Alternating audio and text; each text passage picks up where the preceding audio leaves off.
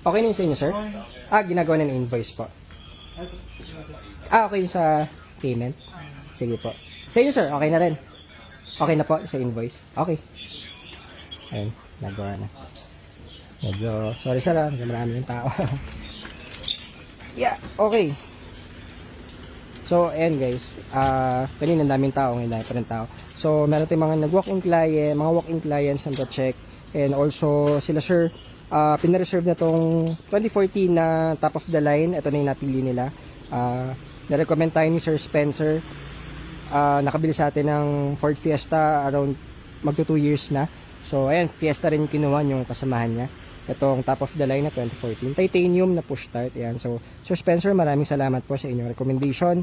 At yan, process na rin natin ng inyong unit nung kasama nyo para sigurado hindi rin kayo mapapaya dyan. Ayan, tapos sila, ma'am naman, sila sir, ito naman yung kanilang inaay na 2016 naman. EcoBoost, top of the line, red candy color. So, ito guys is yung first time namin magkaroon ng EcoBoost na color red candy, top of the line. Kasi yung ganitong color, lumabas lang to 2015 and above. So, ito is 2016 model.